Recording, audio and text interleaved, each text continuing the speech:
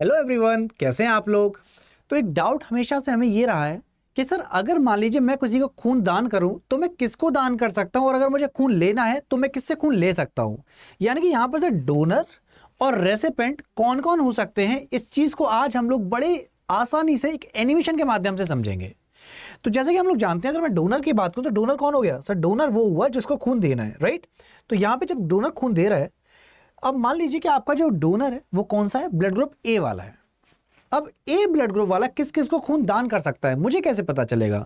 तो इसके लिए हम लोगों को एक चीज पता होनी चाहिए, और वो क्या सर, हमको यहां पर इस चीज की क्लैरिटी होनी चाहिए कि जो आपका ब्लड ग्रुप है, फॉर एग्जाम्पल सबसे पहले हम लोग ब्लड ग्रुप ए की बात कर लेते हैं। तो ए ब्लड ग्रुप में सर एंटीजन कौन सी है, यहां पर जो एंटीजन प्रेजेंट है वो है ए। और हमेशा याद रखो, जो भी एंटीजन होता है उसकी जस्ट अपोजिट एंटीबॉडी होगी। तो ए के लिए जो एंटीबॉडी काम कर रही है सर, यहां पर जो एंटीबॉडी प्रेजेंट है वो कौन सी है, बी।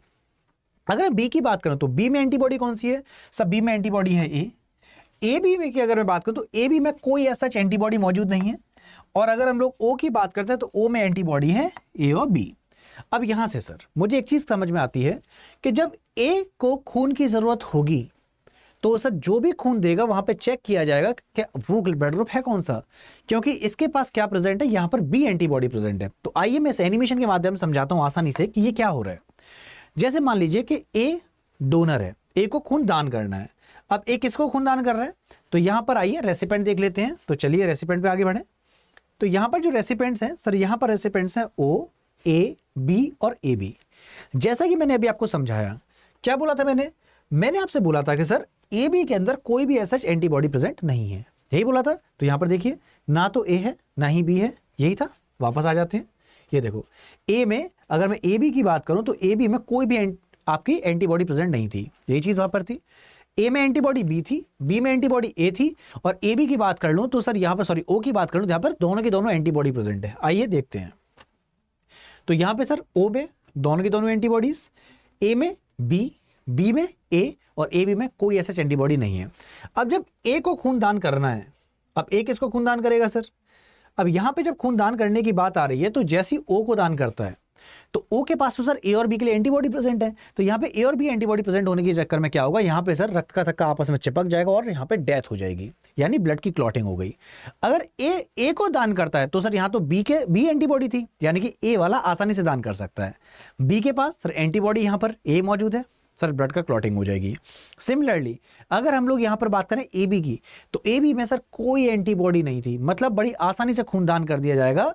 और ये हो गया सर रेसिपेंट वाला खेल। किसके लिए सर, अगर खून ए दे रहा है, अगर बी खून देता है तो बी ने खून दिया ओ को, लेकिन यहां पे एंटीबॉडी बी प्रेजेंट थी, यानी ब्लड की क्लॉटिंग हो गई। बी ने खून दिया ए के पास, क्या प्रेजेंट है, एंटीबॉडी बी प्रेजेंट है, क्लॉटिंग हो गई। सर बी ने खून दिया बी को, सर बी जो सेम वाला है वो हमेशा एक दूसरे को खून दे सकते हैं, राइट। सो अगर बी को देगा तो आसानी से खून चला जाएगा, क्योंकि यहां पे सर कोई एंटीबॉडी बी वाली नहीं है। लेकिन अगर बी ए बी को देगा तो यहां पर क्या होगा सर, ए बी के पास तो कोई एंटीबॉडी होती नहीं है, आसानी से खून दे दिया जाएगा। नेक्स्ट ए बी ओ को खून दे दे तो सर ओ पर तो ए एंटीबॉडी में बी है, टाटा बाय बाय, खेल खत्म। अगर ए को खून दे दे तो यहां पे सर ए के पास क्या प्रेजेंट है, बी एंटीबॉडी, तो सर खून नहीं दे सकता। बी की बात करो तो बी के पास ए एंटीबॉडी है, खून नहीं दे पाएगा। ए बी की बात करें तो सर यहां पर सेम वाले तो खून दे ही सकते हैं, यानी ए बी का देखा जाए तो सिर्फ ए बी को खून दे रहा है।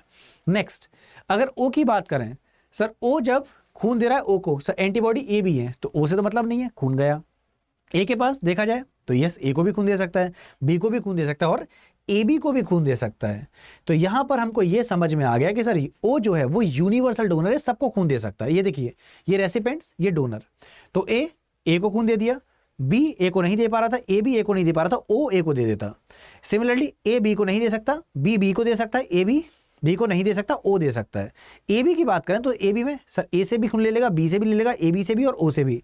और ओ की बात करें सर, ये सिर्फ और सिर्फ ओ से ही खून ले पाएगा, अकेला ओ टेक होगा। इसका मतलब क्या हुआ सर, ए बी का अगर देखेंगे तो ए बी आपका यूनिवर्सल रेसिपेंट है, सबसे खून ले सकता है और वो सबसे खून एक्चुअली दान कर सकता है। तो ओ क्या हो गया, यूनिवर्सल डोनर, और ए बी हो गया आपका यूनिवर्सल रेसिपेंट। तो ओ देख रहे हो, सबको खून दे सकता है यूनिवर्सल डोनर, ए बी सबसे खून ले सकता है तो यूनिवर्सल रेसिपेंट। तो ये चीज मुझे आज समझानी थी आपको।